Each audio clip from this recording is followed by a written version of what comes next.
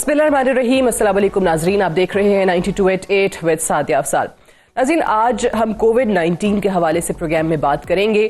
पिछले बहुत अरसे से हम देख रहे हैं कि जिस तरीके से हुकूमत की तरफ से जो SOPs मुकर्रर किए गए थे उन पर अमल दरामद नहीं हो रहा। ऑन एंड ऑफ इस पर बात भी की जाती थी कि आखिर क्यों अवाम इसको इतना लाइटली ले रहे हैं, संजीदगी का मुजाहरा नहीं किया जा रहा। और अब ये जो तीसरी लहर आई है कोरोना वायरस की, ये इंतहाई मुहलिक और पिछली जो 2 वेव्स रही है उससे ज़्यादा ख़तरनाक बताई जा रही है। हुकूमत खुद इस हवाले से बहुत कंसर्न नज़र आ रही है, लेकिन अवाम है कि सुनने को तैयार ही नहीं है। अगर हम पाकिस्तान में आज की बात करें तो कोरोना से मज़ीद 44 डेथ्स हुई हैं और जो मुस्बत शरह है केसेस की वो 8.7% बताई जा रही है। 8.7% तक मुस्बत केसेस की शरह पहुंच गई है। वैक्सीन के हवाले से अगर बात करें तो उसको भी लेकर बहुत ज़्यादा सोशल मीडिया पर भी तरह तरह की बातें हो रही है। कोई लोग कहते हैं कि ये इफ़ेक्टिव नहीं है। मिसाल के तौर पे कल ही देख लीजिए, जो ये बहुत ज़्यादा लोगों के हवाले से इस पर जोक्स किए जाते थे। ये कहा जाता था कि कोरोना जैसी कोई चीज़ है ही नहीं, ये तो हुकूमत ने खुद से बना दी है। तो ये ज़रूर अंदाज़ा हुआ कि कोरोना कहीं पर रंग, नस्ल या फिर कोई तबका देखकर नहीं आता। कल मुल्क के वज़ीर आज़म जो हैं वो खुद इसका शिकार हुए और उसके बाद भी मौलाना फजलुर रहमान जैसे लोग जो इंतहाई इर्रिस्पॉन्सिबल स्टेटमेंट्स देते हमें दिखाई दिए। कल उन्होंने वज़ीर आज़म के कोरोना होने का और उनको 2 दिन पहले लगने वाली वैक्सीन का भी मजाक उड़ाया कि अगर वैक्सीन 2 दिन पहले लग गई थी तो कैसे कोरोना हो गया। इस पे भी ज़रा बात करेंगे कि एक ये जो मिसकंसेप्शन है कि जैसे यहाँ वैक्सीन लगी और अगले लम्हे ही उसका असर होना शुरू हो जाएगा, इसको किस तरीके से हम दूर कर सकते हैं। मजीद अवाम में अवेयरनेस क्रिएट करने के लिए क्या किया जा सकता है। वैक्सीन का अगर जिक्र करें तो साइनोफार्म ऑलरेडी वो वैक्सीन मौजूद है यहाँ पर। आज जो drug regulatory authority of Pakistan है उसने एक निजी कंपनी को, प्राइवेट कंपनी को, जो रशियन वैक्सीन है उस हवाले से वो जो मंगवा रहे हैं उसकी कीमत का भी तयन कर दिया है। ये रशियन वैक्सीन स्पुतनिक जो है इसकी 2 डोजेस की कीमत 8 से 9,000 के दरमियान मुकर्रर की गई है। ऑब्वियसली इसकी बाकायदा मंजूरी जो है वो फेडरल कैबिनेट देगी। इन तमाम चीज़ों के हवाले से आज के प्रोग्राम में बात करेंगे कि ये 3rd वेव जो है कोरोना वायरस की, ये पिछली 2 लहरों से ज़्यादा ख़तरनाक क्यों है। जो नया वायरस बताया जा रहा है जिसको कहा जाता है कि ये वो है जो बरतानवी किस्म का एक वायरस है, जहाँ बरतानिया में सख्त लॉकडाउन की तरफ इस वायरस के आने के बाद जाना पड़ा था। तो क्या ये वाकई वही वायरस है जो यहाँ मौजूद है जिसकी वजह से इस वक्त हालात ज़्यादा बिगड़ते हमें दिखाई दे रहे हैं। हमारे साथ बहुत ही डिस्टिंग्विश पैनल मौजूद है, तीनों डॉक्टर्स हैं। तारुफ आप करवा देती हूँ। डॉक्टर शमाइल दाऊद साहब हमारे साथ मौजूद हैं, हेल्थ एडमिनिस्ट्रेटर हैं, CEO Mariam memorial hospital. Doctor Javed Akram साहब हमारे साथ मौजूद हैं, vice chancellor university of health sciences Lahore. और डॉक्टर अब्दुल बारी खान साहब हमारे साथ मौजूद हैं, CEO इंडस हॉस्पिटल। बहुत शुक्रिया आप तीनों का। डॉक्टर बारी साहब, मैं आप ही से आगाज़ करना चाहूँगी। सबसे पहले तो ये बता दीजिए कि ये जो 3rd wave of corona virus है ये पिछली 2 वेव्स के मुकाबले में क्यों ज़्यादा डेडली करार दी जा रही है और हम क्यों इतने ज़्यादा केसेस की शरह देख रहे हैं हर गुजरते दिन के साथ। देखिए, अस्सलाम वालेकुम जी, बड़ी शुक्रिया आपका। असल बात यह है कि देखें, ये वेव्स का कोई कब्जा नहीं, एक ये कंटिन्यूस चीज़ मौजूद है। इस पे सर्ज आते रहते हैं, कभी ज़्यादा हमारी अपनी हरकतों की वजह से, क्योंकि हम लोग जो है ना SOPs पे अमल नहीं कर रहे हैं। और ये तीसरी वेव जिसको आप तीसरा सर्ज भी कहते हैं, ये ज़्यादा वो है पोटेंशियल, क्योंकि ये जो है ना UK वेरिएंट जो है वो आया जो बहुत ज़्यादा तेज़ी से फैलता है। ये तकरीबन उस वेरिएंट जो चाइना से था उससे कोई 70% ज़्यादा तेज़ी से फैलता है। और इस वजह से ये जो एकदम बढ़ा है और जिसकी वजह से केसेस आपके बढ़ रहे हैं। पंजाब में ये पहले आया क्योंकि ज़्यादातर आप जहलम के इलाके के लोग, UK से लोग आए हैं, उसकी वजह से ये काफ़ी बड़ा है।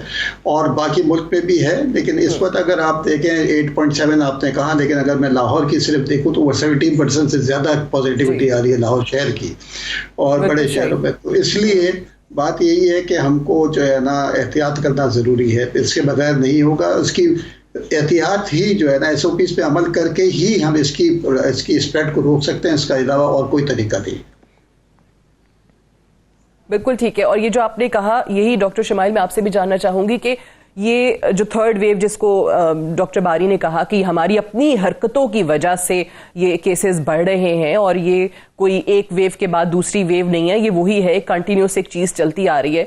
कभी केसेस कम हुए तो हमारे लोगों ने जो है वो बेहतियाती शुरू कर दी, SOPs को फॉलो नहीं किया जा रहा था। अब आप क्या समझते हैं कि अब जिस तरीके से केसेस बढ़ते चले जा रहे हैं हर गुजरते दिन के साथ, अब होना क्या चाहिए? और यही वजह है जो डॉक्टर बारी बता रहे हैं कि यूके वेरिएंट है और यही वायरस जो पहले वाले वायरस के मुकाबले में ज्यादा तेजी से फैल रहा है। जी बहुत शुक्रिया। जो चीज़ समझने की है कि ये वायरस जो है हर वायरस की तरह अपनी शक्ल तब्दील करता है और ये गुज़िश्ता साल में इसने बहुत तेज़ी से अपने आप को तब्दील किया और इस तब्दीली की वजह से इसकी ऐसी जो है शक्ल सामने आ गई कि जिसकी अभी जिक्र किया कि तेज़ी भी आ गई और फैलने की, और उसके सिम्टम्स भी जो हैं वो अब नज़र आया है कि वो भी तेज़ी है। अब जो चीज़ समझने की या सीखने की ये सबकी है कि एक कोरोना फटीक भी हो गया कि लोग भी थक गए, हुकूमत भी थक गई, जो मतलब डिसीजन मेकर्स थे वो भी रिलैक्स हो गए। समझने की ये है कि इससे छुटकारा उसी वक्त हासिल होगा जब हमारे 70% यानी जिसको हर्ड इम्यूनिटी कहते हैं कि लोग उसमें से गुजर जाएंगे या हम ज़्यादा से ज़्यादा लोगों को वैक्सीनेट कर देंगे। तो ये जो वायरस है ये ह्यूमंस के अंदर मौजूद है, ये जैसे यहाँ सिरायत करता रहेगा ये अपनी शक्ल तब्दील करता रहेगा और इसकी जो शक्ल है उसके असरात जो हैं वो हमें सामने देखने में आते रहेंगे वेव्स की सूरत में। तो इससे छुटकारा हासिल करने का यही तरीका है कि हम वही सारी तदाबीर जो हिफाजती हैं, और इस वक्त जो सबसे सामने चीज़ आई जो पिछले साल के शुरू में नहीं थी या पिछले शुरू के वेव में नहीं थी, वो ये कि अब हमारे पास वैक्सीनेशन जो है वो मौजूद है। हमें कोशिश करनी चाहिए उन तमाम ममालिक की तरह जो बड़ी तेजी से वैक्सीनेट कर रहे हैं, अपने लोगों को हम करें। जो चीज सीखने की या समझने की जो सामने आई है कि जिन मुल्कों ने 25% या उससे ज्यादा अपने लोगों को वैक्सीनेट करने में कामयाब हो गए हैं, वहां बड़ा रैपिडली ट्रेंड्स जो हैं वो डाउनवर्ड गए हैं, यानी उनका फैलाव जो है वहां बीमारी का रुक गया है। तो एक तो आप हम सब जानते हैं कि 6 लाख से ज्यादा लोग जो हैं वो पहले इन्फेक्ट हुए।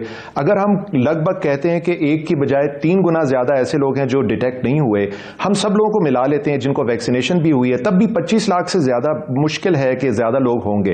तब भी अगर हम करें तो पूरी आबादी के तनासुब से बहुत कम है। अगर हम अपने बुजुर्ग या उन लोगों को जिनको हम कहते हैं कि 7 करोड़ के करीब हैं, उनके मुकाबले में भी बहुत कम है। तो हमें हमारे पास और कोई हल नहीं है, हमारे लिए और कोई हल नहीं है कि वैक्सीनेशन को हम हर सूरत जो है तेजी उसमें लाएं और लोगों को कन्विंस करें। वैक्सीनेशन पे भी मैं आती हूँ क्योंकि वैक्सीनेशन के हवाले से भी बहुत मिथ्स हैं, बहुत ज्यादा डाउट्स हैं, उस पर मैं जरूर आज के प्रोग्राम में बात करना चाहती हूँ। बट डॉक्टर जावेद, जिस तरह डॉक्टर शमाइल ने बताया, ये हर्ड इम्यूनिटी की इन्होंने बात की। जब ये कोविड नया नया शुरू हुआ था तो तब भी यहाँ हमारे यहाँ डिबेट थी, हर्ड इम्यूनिटी की बातें लोग करते थे, टॉक शोज में जिक्र होता था। क्या ये पॉलिसी है? क्योंकि इस पे भी हमने बहुत ज्यादा मुतजाद बयानात देखे हैं खुद हुकूमत के बड़े रिस्पॉन्सिबल सतह पर बैठे लोगों की जानिब से। ये बहुत अनफॉर्चुनेट चीज़ है सादिया। देखें, हर्ड इम्यूनिटी किसी भी मुल्क में क्रिएट नहीं हो सकी जिनके बहुत ज़्यादा इन्फेक्टिविटी भी हो गई, जैसे ब्राज़ील में। आपको पता है कि उनकी भी, ये आपको बताऊं, किसी को बीमारी लगने से या एक पॉपुलेशन के 75% को लगाने से बीमारी हर्ड इम्यूनिटी नहीं क्रिएट होगी। और जहाँ पे 3 से 5% मोर्टेलिटी है, आप इमेजिन करें कितनी बड़ी प्राइस होगी पे करने की। एक्चुअली समझने की चीज़ है, जो आपकी बीमारी के बाद एंटीबॉडीज़ बनती हैं, शुरू पे IgM, फिर IgA और IgG, जो थोड़ी सी लॉन्ग लास्टिंग है, they are mostly not neutralizing antibodies. तो हमें तो वो एंटीबॉडी चाहिए जो न्यूट्रलाइज करे वायरस को, और वो पॉपुलेशन बेस पे देखा गया है मुख्तलिफ ममालिक में कि जिनकी बहुत ज़्यादा पॉपुलेशन भी एक्सपोज हो गई है कि वो नहीं बनी। जो हर्ड इम्यूनिटी अब हम समझ रहे हैं कि इसका एक ही हल है कि जब आपके 75% यानी 15.5 करोड़ लोगों को इफेक्टिवली वैक्सीन लग जाए, जो सिंगल डोज है सिंगल डोज लग जाए, जो 2 डोज हैं या 3 डोज हैं वो लग जाएं इफेक्टिवली और सेफली लग जाएं, फिर हर्ड इम्यूनिटी आप क्रिएट करेंगे। यूके की एग्जांपल है कि उन्होंने अपनी तकरीबन 45% पॉपुलेशन को वैक्सीनेट कर दिया। चाहे उनको हुआ था फिर भी लगानी ज़रूरी है। यह भी ज़रूरी है कि जो रिकवर कर चुके हैं 1 दफ़ा या 2 दफ़ा कोरोना से, उनको भी लगानी ज़रूरी है, क्योंकि ये न्यूट्रलाइजिंग एंटीबॉडीज़ उनको चाहिए, एंटी स्पाइक एंटीबॉडीज़ चाहिए, जो आफ्टर बीमारी बहुत कम होती हैं। तो इसलिए देखें, ये तो हमने खुद स्टडी की, 18,000 लोगों को, वॉलंटियर्स को इंजेक्ट किया, और वो डाटा हमारे पास मौजूद है कि उनमें से 5% को बुखार हुआ, जिस्म टूटा, कोई डेथ नहीं हुई, किसी को सीरियस एडवर्स इवेंट नहीं हुआ, और अल्हम्दुलिल्लाह 100% में प्रोटेक्ट हुए वो सीरियस डिजीज से या डेथ से, या उनको हॉस्पिटलाइजेशन नहीं करनी पड़ी।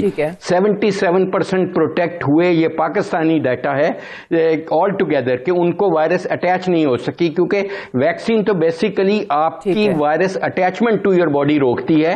वो अगर अटैच हो जाए उसके बाद वैक्सीन भी कुछ नहीं करेगी। This is a anti spike protein thing कि जो इसके ऊपर स्टेड्स लगे हैं, जो कांटे लगे हैं, जिनके जरिए H2 रिसेप्टर से लंग्स में अटैच होती है वायरस, ही उनको डिस्ट्रॉय करती हैं वैक्सीन, चाहे वो कोई भी वैक्सीन है। हमने ऑब्वियसली हम तीसरी वैक्सीन का भी ट्रायल कर रहे हैं और अल्हम्दुलिल्लाह very good results in Pakistanis, और ये एक बहुत पॉजिटिव पॉइंट है कि very well tolerated and very good results, better than international data.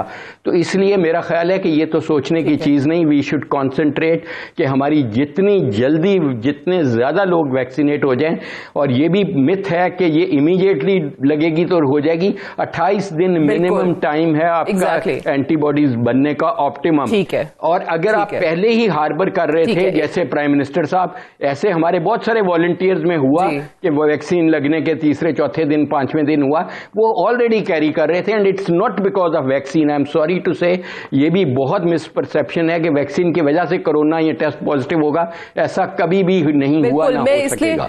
हाँ, मैं बिल्कुल ये वो बातें हैं जो ऑब्वियसली जो लोग नहीं भी समझते वैक्सीन को लेकर या इस बीमारी को लेकर, वो भी आपको लेक्चर झाड़ते नजर आएंगे। मैंने तो एक स्टेटमेंट का जिक्र किया, मौलाना फजल रहमान हमारे तो अभी आजकल वो पीडीएम के सरबराह हैं, लेकिन बात यह है कि वजीर आजम साहब ने वैक्सीन लगाई तो एक मिथ, शायद एक डाउट लोगों का ये क्लियर हुआ कि जब लोग ये कहते थे कि वैक्सीन अगर इतनी अच्छी है और इतनी इफेक्टिव है तो हुकूमत के लोग क्यों नहीं लगा रहे हैं, ये तो आम आदमी को मारने के लिए मंगवा ली गई है। तो वजीर आजम ने वो लगाई, वो डाउट एक क्लियर हुआ कि देखें अब मुल्क का वजीर आजम लगा रहा है तो वैक्सीन सेफ है, आप लोग लगवा सकते हैं। लेकिन उसके 2 दिन के बाद उनका कोरोना टेस्ट पॉजिटिव आ जाता है तो कहा गया कि वैक्सीन इफेक्टिव नहीं थी, वरना कोरोना नहीं होना चाहिए था इनको। तो इस पे मजीद भी बात करने की जरूरत है कि वैक्सीन के हवाले से जो डाउट्स हैं को कैसे हम दूर कर सकते हैं, और ये कि अगर एक दफा आपको हो गया है तो फिर आपने वैक्सीन जो है वो लगवाने की जरूरत नहीं है, या आपको दोबारा जो है वो कोरोना नहीं हो सकता। इन तमाम चीजों पर हम डिटेल में बात करेंगे right after this short break.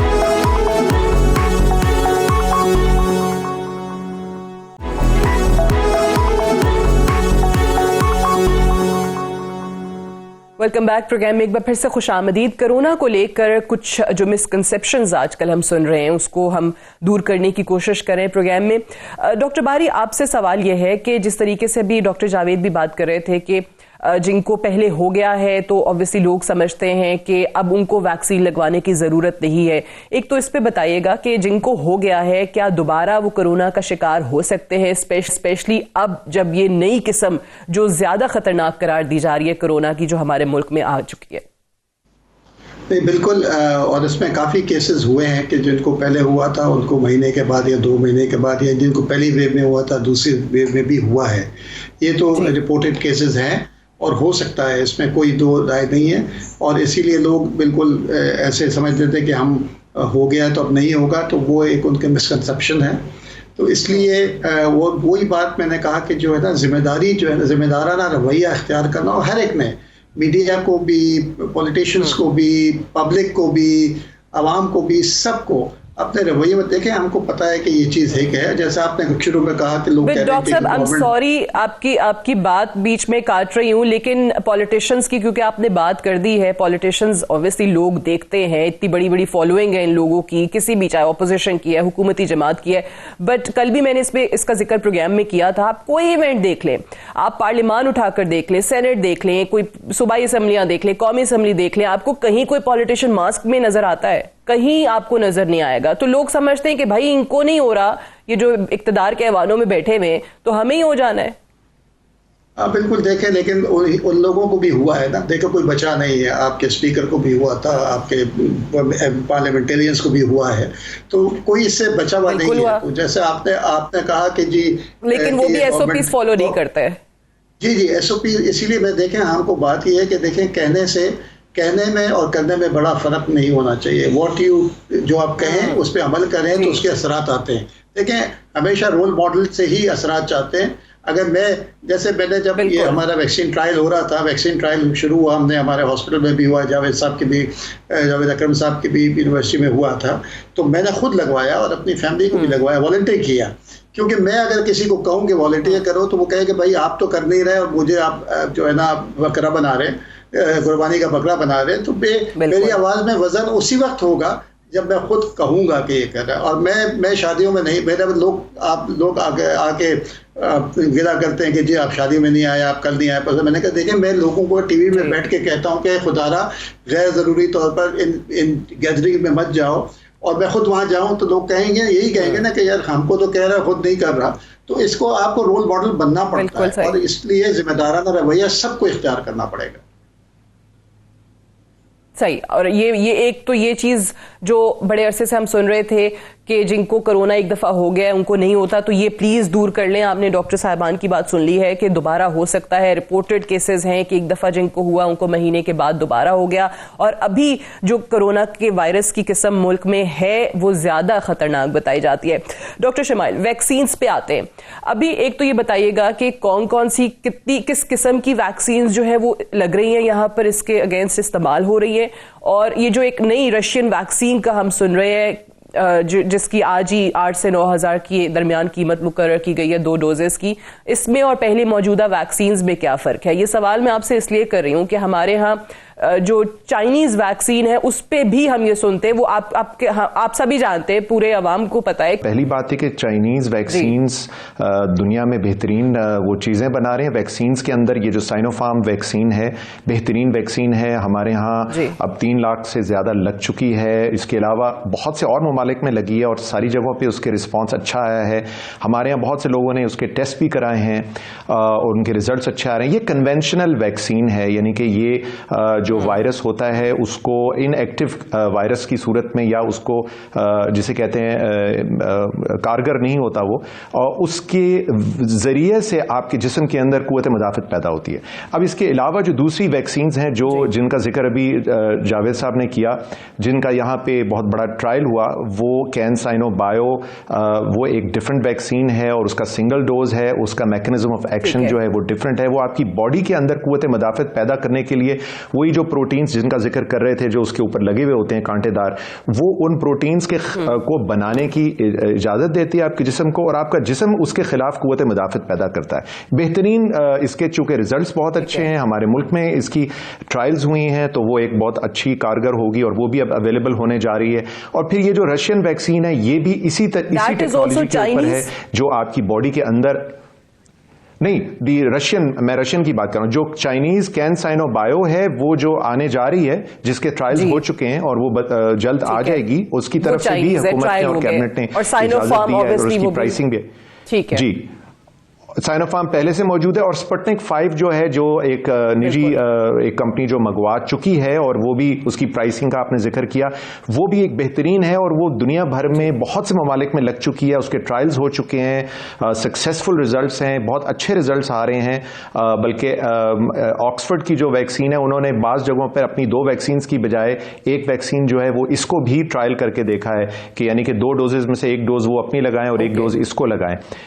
तो इसकी अब डिटेल्स में नहीं जाता, लेकिन इसकी तकरीबन वही उसकी टेक्नोलॉजी है, और ये भी आपकी बॉडी के अंदर कुव्वत मुदाफ़त पैदा करने के लिए जो उसके स्पाइक प्रोटीन्स हैं उसको आपके जिस्म को ये इंस्ट्रक्शंस देता है और वो बनाते हैं और आपके जिस्म के अंदर कुव्वत मुदाफ़त पैदा होती है उसके खिलाफ। तो बेहतरीन ये तमाम वैक्सीन हैं। जो चीज़ समझने की आपके प्रोग्राम की वसातत से, जो वैक्सीन भी मुयस्सर हो जाए हमें, क्योंकि लोग ऑब्वियसली पूछते हैं, एक जनरल सवाल हम देखते हैं लोगों में कि जी कौन सी वैक्सीन लगाएं, कौन सी बेहतर है, ये सवाल अक्सर किया जाता है। एक से एक हर वैक्सीन जो है, जी बिल्कुल, जो चीज समझने की और लॉजिकल है कि जो चीज मुयस्सर हो जाए वैक्सीन की मद में किसी को भी, चाहे वो गवर्नमेंट के थ्रू हो, प्राइवेटली हो, वो जरूर लगवाएं, इसलिए कि वैक्सीन का ना होना ज्यादा खतरनाक है बनिस्बत इसके कि कोई 80% है, कोई 70% है।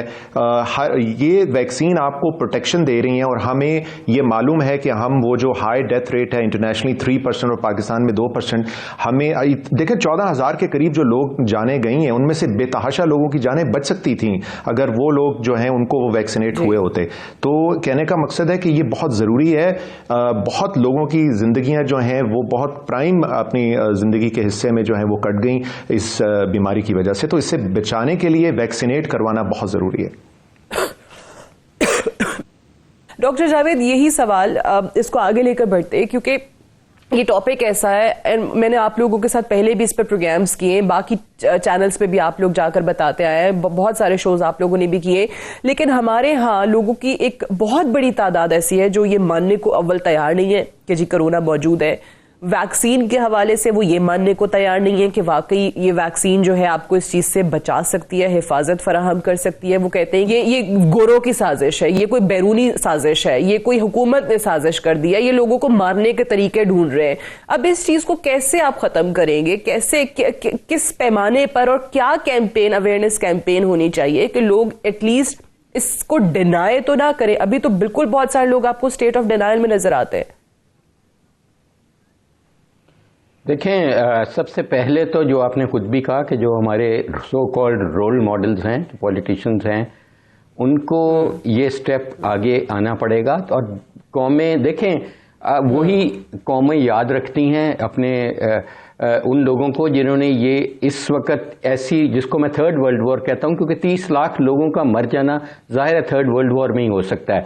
और अब ये टनल जो है इतनी भयानक, और जहाँ पे हर कुछ मीटर बाद ही एक डेड बॉडी पड़ी है किसी ना किसी की दुनिया में, अब इसमें एक रे ऑफ होप आई है वैक्सीन।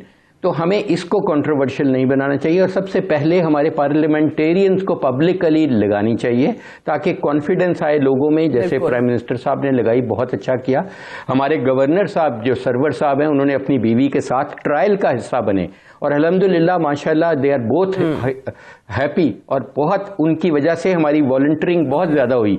देखें, सबसे बढ़ के ये है कि देखें, कोई भी आपको जो भी वैक्सीन अवेलेबल है at the first opportunity, please वो लगाएं। आपको हो चुका है कोरोना, आपको नहीं हुआ, इस चक्कर में नहीं पड़ें, और खुदारा जल्द से जल्द लगाएं, और उसका जो शेड्यूल है वो पूरा करें। अगर आप फ्री लगाना चाहते हैं तो हमारे ट्रायल्स मौजूद हैं इस वक्त, right now as we talk.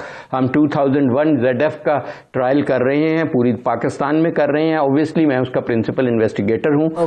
जिस भी सेंटर में आप जाना चाहें, नेट पे देख के चले जाएं। उल्टा आपको 16,000 रुपया मिलेंगे, वॉलंटियरिंग फी हम दे रहे हैं, और ये 3 डोज की वैक्सीन है, और ये दुनिया की बेहतरीन वैक्सीन में शरीक। तो इसलिए मैं समझ रहा हूं कि अल्हम्दुलिल्लाह अपॉर्चुनिटीज बहुत हैं। लेकिन देखें, जैसे आपने बिल्कुल सही कहा कि जब सेनेट का इजलास हुआ और जब इलेक्शन जीते हारे, तो हर कोई गले मिला वहां, और वो पब्लिकली दिखाया गया। आई विश के मीडिया ने वो ना दिखाई होती वो चीज, लेकिन जाहिर है मीडिया ने, क्योंकि मीडिया को भी ये चाहिए कि ऐसी चीजें नहीं दिखाएं, क्योंकि लोग फिर इससे परसेप्शन ये लेते हैं कि शायद जरूरत नहीं है, हम गले वले मिल सकते हैं, नॉर्मलसी रिस्टोर हो गई है। लेकिन सर क्या करें, मीडिया वही दिखा रहा है जो आपके पॉलिटिशियंस कर रहे हैं। अब वो गले मिल रहे हैं तो वही दिखाएंगे ना, क्या करें। लेकिन ये रोल मॉडल जो आपने कहा कि बने हुए हैं, जानो देखें, अगर आप नहीं दिखाएंगे तो शायद वो गले लगने भी, एक दूसरे के गले मिलने भी बंद कर देते। वो भी शायद इसलिए कर रहे थे कि उनको भी पता था सर ऐसा मैं नहीं चले मैं ये नहीं मानती कि अगर हम नहीं दिखाएंगे तो गले नहीं मिलेंगे, वो फिर भी गले मिलेंगे सर, अगर मीडिया नहीं भी दिखाएगा। चले, माय ओपिनियन।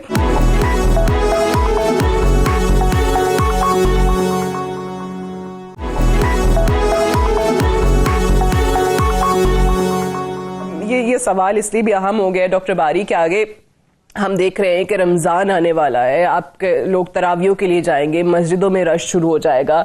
अभी एहतियात नहीं हो रही है, आगे जाके तो आपको पता है कि obviously religious point of view से, और बहुत सारे उलमा है, हमने उलमा कराम के साथ भी प्रोग्राम किए हैं जो लोगों से इस्तदा करते रहे कि खुदारा ये चीज़ है, हकीकत है, इससे दूर रहें।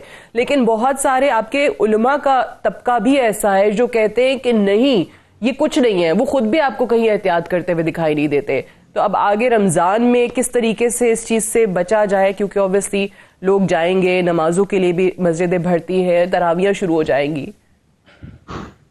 देखिए, मुझे ये सबको मैंने कहा ना, हर तबके को अपनी जिम्मेदारी पूरी करनी होगी, और उलमा का जो है ना बड़ा रोल होता है, और उलमा की बात सुनी जाती है। और मैं उनसे रिक्वेस्ट भी है कि मेंबर से ये लोगों को बताएं कि ये चीज़ एक एग्जिस्ट करती है, इसको हमको समझना चाहिए, उससे एहतियात करनी चाहिए, ये ज़रूरी है। और देखें अनफॉर्चुनेटली इस दौर के इस पूरे प्रोसेस के अंदर बहुत सारे जय्यद उलमा हमारे शहीद हुए हैं इस कोविड की वजह से। तो अब तो उनके पास एक वो भी आ चुकी है, अच्छे अच्छे बड़े बड़े उलमा हैं, तो वो अब अपना जब कोई जाता है तो उसके साथ ज़्यादा वो उनके अंदर ज़्यादा उसके अंदर आ जाता है कि एहसास ज़्यादा बढ़ जाता है। तो ये डेफिनेटली हर एक को अपना हिस्सा डालना होगा इसमें जो है ना। देखें अब ये शादियों में जो लोग जा रहे हैं ना, देखें मैंने देखा, मैं फॉलो कर रहा हूँ, हर शादी के बाद एक सर जाता है उस फैमिली के अंदर, और बहुत सारे फैमिली के लोग उनमें शहीद भी होते हैं। और अगर हमको देखें ये वक्त गुजर जाएगा, आइंदा वक्त आएगा, दोबारा सेलिब्रेट कर लेंगे इन चीज़ों को। अभी खुदारा इस चीज़ को, इसके लिए अभी एहतियात करें। और देखें अगर हम लोग एहतियात करते और कंट्रोल में होता तो हम आराम से अब मस्जिदों में नमाज पढ़ते हैं, हम आराम से तरावियों में पढ़ते हैं, रोज़े को अच्छी तरीके से रख सकते थे। तो इसलिए हमको जिम्मेदाराना रवैया अख्तियार करना होगा, हम सब ने, हम समेत, मुझ समेत, आप समेत, सबको ये करना होगा। जी, शादियों का बिल्कुल सही कह रहे हैं, शादियां भी उसी तरीके से चल रही हैं। यहाँ पर इस्लामाबाद की हद तक तो मैं बता सकती हूँ कि वो जो भी ममानियत है, मार्कीज़ में जो SOPs हैं उनको फॉलो नहीं किया जा रहा। वो हम देखते हैं कि वायलेशन पर कुछ मार्कीज़ को बंद भी किया गया।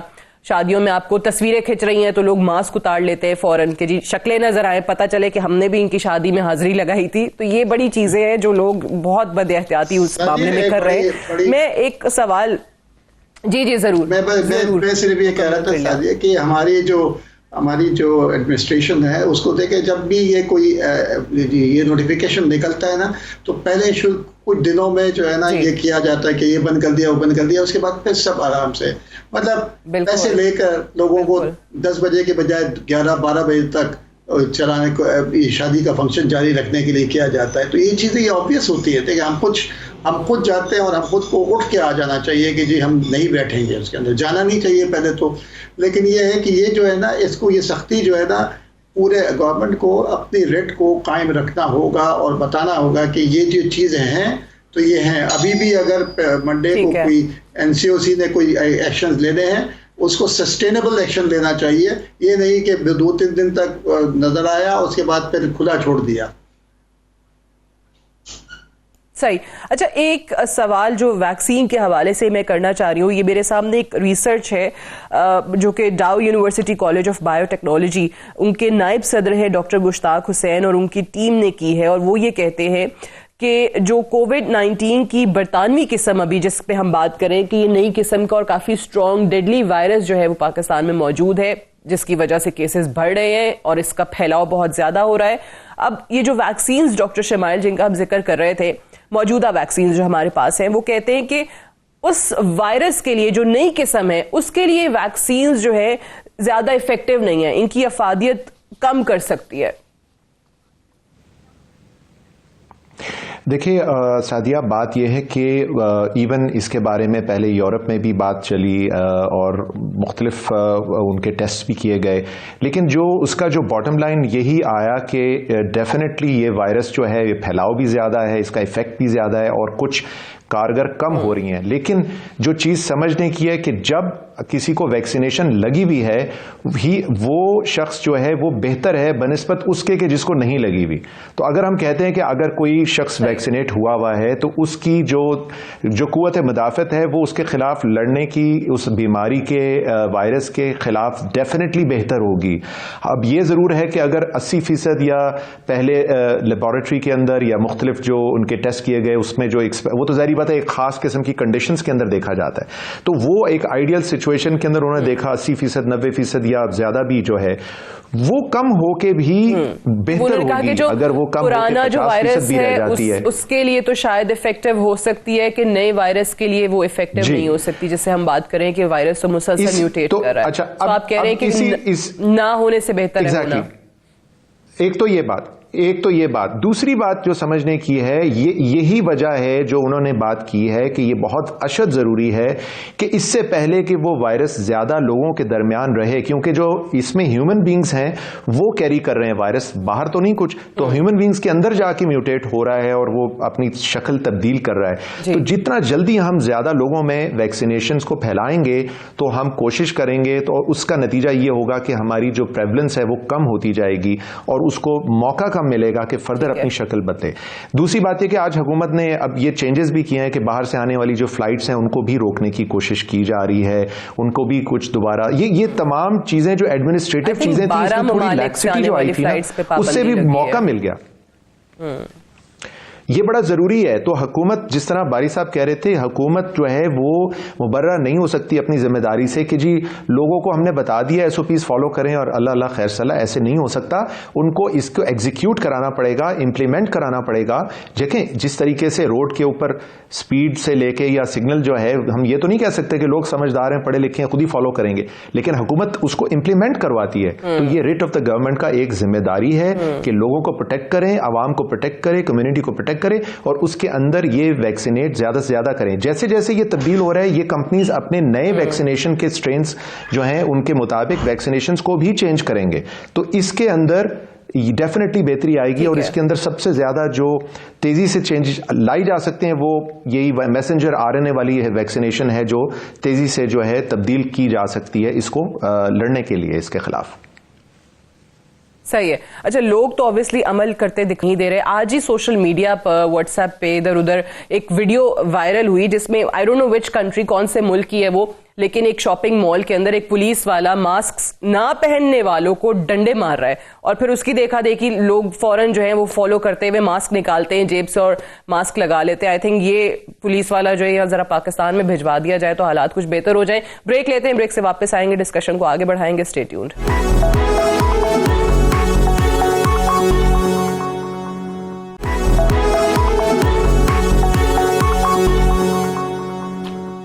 Welcome back. प्रोग्राम में एक बार फिर से खुशामदीद। डॉक्टर जावेद अकरम साहब, आपसे जानना चाहूंगी कि जो हम वायरस के मुख्तलिफ अक़साम का जिक्र कर रहे हैं कि ये जो अभी हालिया वायरस है ये पहले के मुकाबले में ज़्यादा शिद्दत इख्तियार कर चुका है, वायरस तब्दील हो रहा है, म्यूटेट कर रहा है। क्या इस नए वायरस के आने के बाद जो सिम्टम्स हैं जो अमूमी तौर पे लोगों के अंदर देखे गए हैं कोरोना का शिकार होने के बाद, उनमें भी कोई तब्दीली आई है? डेफिनेटली आई है। देखें, ये जो वायरस है ज़ाहिर है ये इसकी ट्रांसमिशन पोटेंशियल बहुत इंक्रीज़ कर गया है, यानी एक से दूसरे को लगने का 70 से 75% चांस ज़्यादा हो गया है। और दूसरा, इसके जो बच्चों को ये वो भी पहले वाली भी फॉर्म अफेक्ट कर रही थी और उसमें एक जो इफेक्ट होता था वो जब पिछली वाली फॉर्म से होता था तो उसका एक लेटेंट पीरियड होता था 4 से 6 हफ्ते का, उसके बाद बच्चे इफेक्ट होते थे और उनसे भी बच्चों की हलाकतें हुई, लाहौर में भी हुई, दुनिया में भी हुई। अब इसकी ज़्यादा वल्नरेबिलिटी है बच्चों को अफेक्ट करने की, तो इसलिए और खासकर जब इसका देखें इन वायरसेस की जो म्यूटेशंस हैं या जो इसने अपनी फॉर्म चेंज करनी है, जो वेरिएशंस आई हैं, जो B117 की 17 वेरिएशंस आई हैं जिनमें कोई 7 वेरिएशंस ऐसी हैं जो इसकी अटैचमेंट टू बॉडी को अफेक्ट करती हैं, यानी कि स्पाइक प्रोटीन्स को अफेक्ट करती हैं। बाकी म्यूटेशंस तो इतनी नहीं है, 2-3 ही हैं, लेकिन मसला ये है कि उसका तो हम कोई ख़ास नहीं कर सकते। What we can do is कि अपने आप को प्रोटेक्ट करना हमारे, और भी we should multiply those precautions by many times, because इसका पोटेंशियल 75 गुना बढ़ गया हमें लगने का दूसरे से। तो इसका मतलब हमें 75 टाइम्स अपने जो प्रोटेक्टिव मेजर्स हैं in the form of mask, social distancing, physical distancing, hand hygiene और अदर जो चीज़ें हैं वो हमें करनी चाहिए। और ख़ासकर वो लोग जिनको कोमॉर्बिडिटीज़ हैं, डायबिटीज़ है, हाइपरटेंशन और हार्ट डिजीज़ है, जिनकी मोर्टेलिटी तकरीबन 10% से भी ज़्यादा है, उनको बहुत ही केयरफुल रहना चाहिए। और बेहतर होगा कि हम अपनी ख्वाहिशात की इस वक्त कुर्बानी दें बजाय जानों की कुर्बानी देने के। तो that is the what the crux is कि इस वक्त ये टाइम नहीं है, इस वक्त बहुत बड़ा अलमिया होगा। हमने देखा है कि फ्लू है, बुखार है, सिम्टम्स में जो इसका डायरिया, ऑब्वियसली सांस लेने में तकलीफ, फ्लू तो पहले वाले इसके जो सिम्टम्स हैं उनमें एक चीज की तब्दीली जरूर आई है, वो ये है कि इसमें डायरिया बहुत प्रीडोमिनेंट है, आपको दस्त लगना, पहाने लगना और गले की खराश और बहुत जल्दी ही आपको खांसी लगना, और इसके लंग की इन्वॉल्वमेंट जो है, पहली वायरस इतनी ज़्यादा नहीं थी, अब हम 15 से 20% केसेस को देख रहे हैं कि लंग की इन्वॉल्वमेंट है, जिसको हम सीटी स्कैन पे या एक्सरे में देखते हैं, ग्राउंड ग्लास अपीयरेंस वगैरह, ऑलमोस्ट 1/4 लोगों को हो रही है। तो जिसका मतलब ये है कि ये ज़्यादा डेंजरस हो रही है, या इसकी जो पोटेंशियल है to involve the lung and systemic वो ज़्यादा है।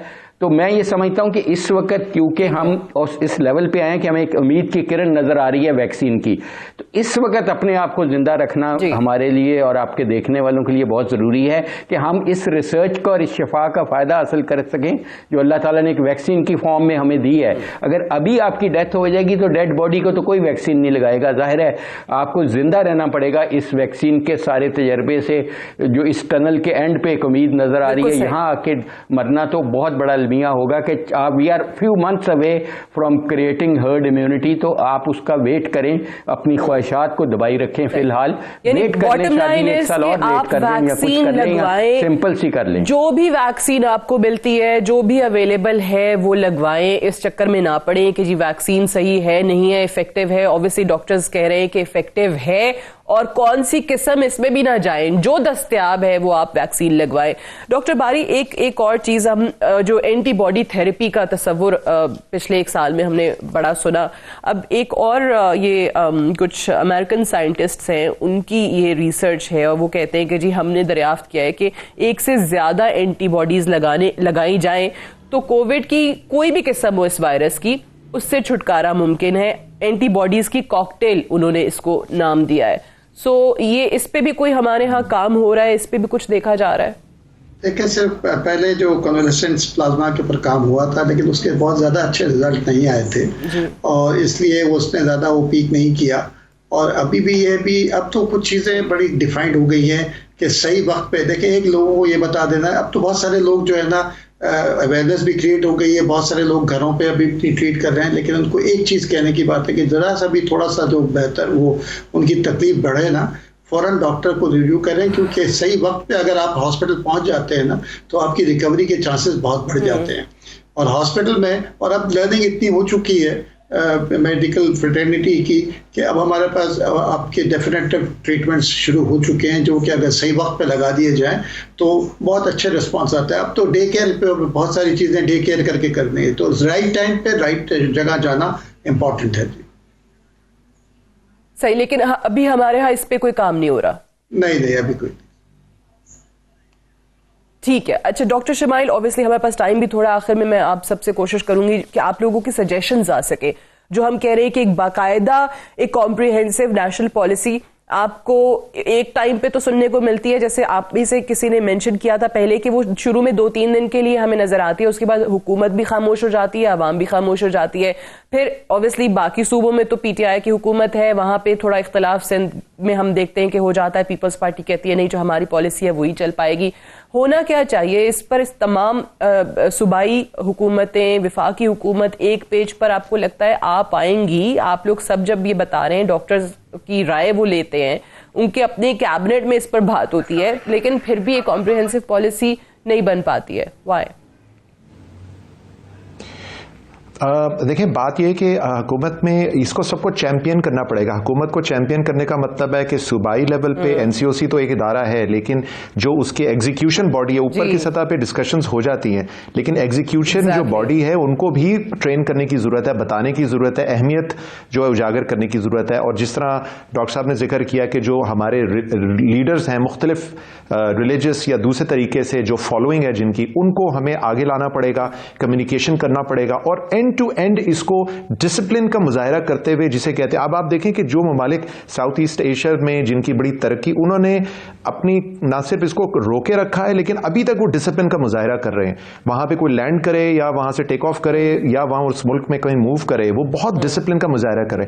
हमें उस तरह के डिसिप्लिन का मुजाहरा हुकूमत की हर बॉडी के ऊपर लॉकडाउन की तरफ जाना चाहिए दोबारा से, क्योंकि इसी किस्म का वायरस ऑब्वियसली जब बरतानिया में शुरू हुआ था तो उसके बाद हमने देखा, आई थिंक जनवरी में था शायद, if I am not wrong, कि उसके बाद फिर स्ट्रिक्ट लॉकडाउन की तरफ यूके वापस चला गया था। देखिए इस वक्त हमारे ट्रेडर्स, हमारे भाई हैं, दोस्त हैं, दूसरे जो बिजनेस में कम्युनिटी में, वो बहुत परेशान भी होते हैं कि जी लॉकडाउन से उनका नुकसान होता है। तो जो समझने की जरूरत है कि अगर आप नहीं चाहते कि लॉकडाउन करने पे मजबूर हो हुकूमत, तो आपको अपने लेवल पे, अपने इर्द गिर्द के लेवल पे इसको डिसिप्लिन का मुजाहरा करना पड़ेगा, तो हम लॉकडाउन से बचेंगे, वरना हमारे पास अमवात को रोकने का और कोई तरीका नहीं होगा। सही। मैं क्विकली डॉक्टर जावेद आपकी और डॉक्टर बारी आपकी भी राय जानना चाहूंगी। डॉक्टर जावेद पहले आपकी, कि ये आप समझते हैं कि लॉकडाउन ही इस वक्त हल हो सकता है, क्योंकि अवाम खुद समझने को तैयार नहीं है? देखें, मैं समझता हूं कि जो इस वक्त ट्रेडर्स का या इंडस्ट्री का ये सारा कुछ है, ये लॉकडाउन प्रैक्टिकल स्टेप नहीं हो सकता। बिकॉज देखें, हम कानून कोई भी बना दें, अगर उसको इन्फोर्स नहीं कर पाएंगे तो क्या फ़ायदा। आपका ख्याल में ये पुलिस जो हालात हैं हमारे, उसमें ये इन्फोर्स कर लेगी? देखें, आपको यूके में देखना पड़ेगा कि यूके में मेरे अपने शागिर्द या दोस्त या क्लास फेलोज 13 ऐसे हैं कि उन्होंने, they were suppose to be house bound, मगर वो अपना फ़ोन छोड़ के बाहर निकल गए, सुपरमार्केट में चले गए, कैमरे ने डिटेक्ट किया और उनकी जीएमसी, जनरल मेडिकल काउंसिल की रजिस्ट्रेशन, जो कि मैं भी रजिस्टर्ड हूँ, वो उनकी कैंसिल कर दी गई फौरी तौर पे और उनको डिपोर्टेशन का कह दिया गया। इस किस्म का क्या कानून हमारे में पॉलिटिकल विल है कि हम कर सकें? मेरा नहीं ख्याल कि कोई भी कर सकता है, कोई चाहे प्रोविंशियल गवर्नमेंट है या फेडरल गवर्नमेंट है। यहाँ पे तो जैसे ही अनाउंस करेंगे, आपको पता है ट्रेडर्स बाहर तो कोई घरों में भी अगर क्वारंटाइन पता है और मुझे भी पता है में है, तो वो वहां पे पुलिस घरों में जाके चेक करती है, जस्ट टू मेक श्योर कि आप घर से बाहर तो नहीं निकल रहे हैं। आपको किसी भी टाइम पे आके चेक किया जा सकता है। तो इसलिए मेरा ख्याल है कि सादिया, हमें कानून उस देख के अपनी what is available on the plate वो तब बनाना चाहिए कि जो हम एनफोर्स कर सकें। और मेरा ये ख्याल है, जैसे शुमाइल ने बिल्कुल सही कहा, कि अगर वाकया ही हम सिंसियर हैं अपने साथ, अपने इर्द गिर्द के लोगों और खानदान के साथ, तो खुद अपने आप को रिफ्रेन कर लें, वो ज्यादा बेहतर और इजी स्टेप है और उसमें भूख भी नहीं बढ़ेगी। डॉक्टर बारी के अनफॉर्चुनेटली इस पे लॉकडाउन के मामले पे राय नहीं आ सकी। अनफॉर्चुनेटली मेरे पास टाइम बिल्कुल खत्म हो गया है। डॉक्टर अब्दुल बारी खान साहब, जावेद अकरम साहब, डॉक्टर शमाइल दाऊद साहब, बहुत बहुत शुक्रिया प्रोग्राम में ज्वाइन करने के लिए। That's all for tonight. इजाजत दीजिए। खुदा हाफिज।